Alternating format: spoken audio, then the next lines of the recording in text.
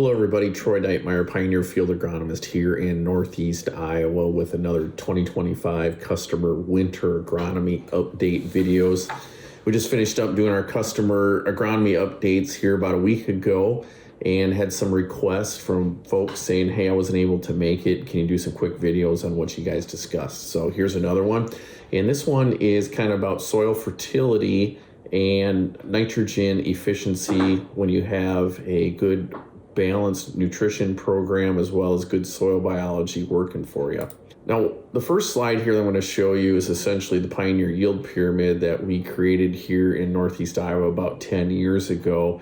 And the reason why I did that was just to kind of give a visual for customers to kind of look at what are some of the most important things that we need to address first in our fields. And while we want to be doing all of these at once, if the bottom layer of the pyramid is so limiting, we can completely waste our money trying to address some of the building blocks above that.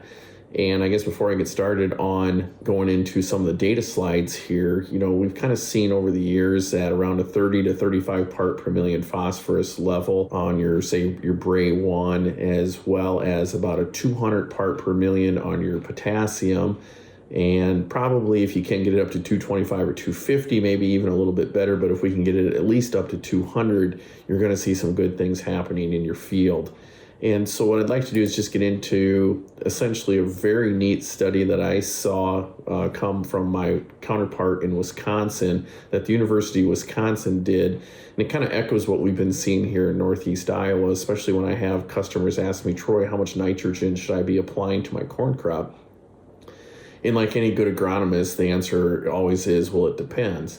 And that is true when it comes to nitrogen. And generally the first question I ask those customers back to them is, how are your pH, P, and K levels? And that's going to have a major impact on how much nitrogen you're going to need to optimize your crop yields. And so this study here in Wisconsin did a great job of that. If you can see on the left-hand side, they have broke out the P and K levels to low, optimal, and high.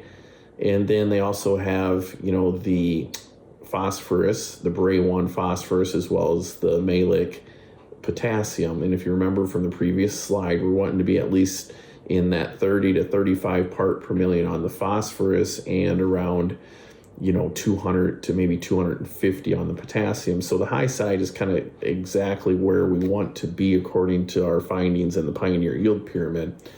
The thing I want you then to take a look at is the yields with the maximum return to nitrogen yield in low fertility was 181 bushels to the acre. When we had balanced nutrition and most likely good soil biology, they were finding yields at 245 bushels to the acre.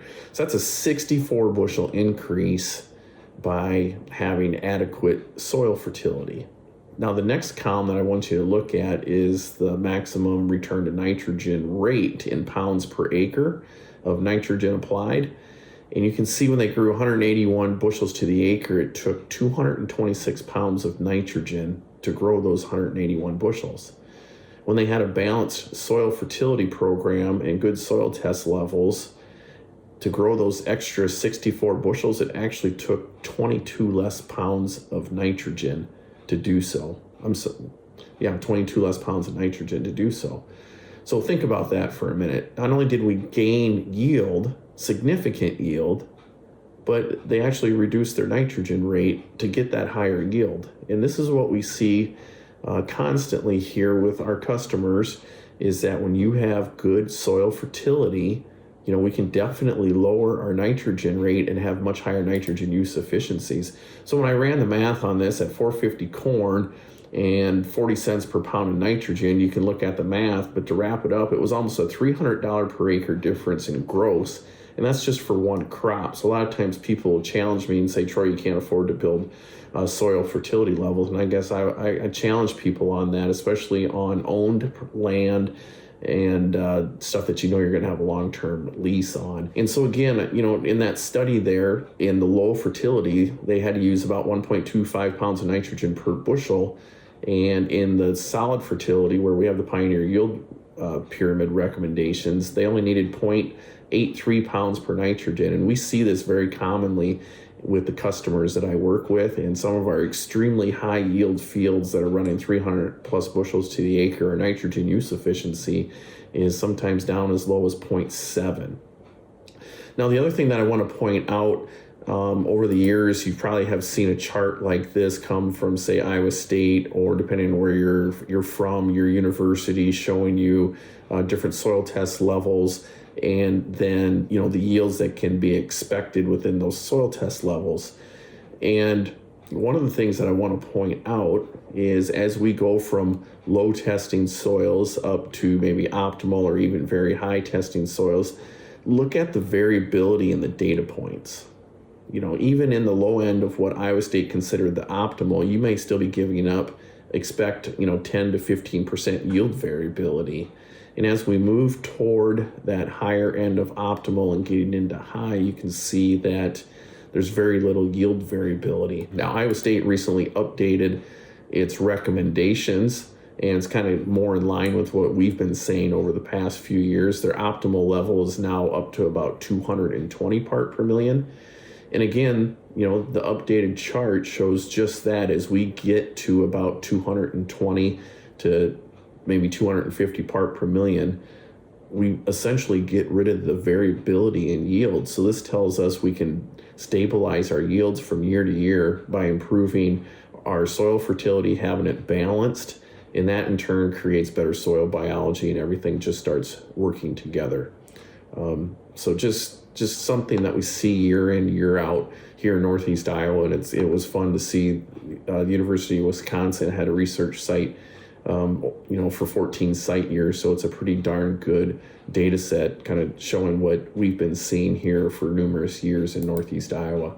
One of the things, just to kind of reiterate this and to put more data points behind it, is typically when I get called out to a field, whether it's a poor yield situation or get called out to a field to look at a high yield situation, I always pull a soil test when I'm called out to a customer's field. And I've kind of kept track over the last couple of years in regards to, what those soil tests were showing, as well as the yields. And you can see here that when we were on the service calls, which would be considered maybe a low yield situation, what our pH, P, and K levels were along with the yields.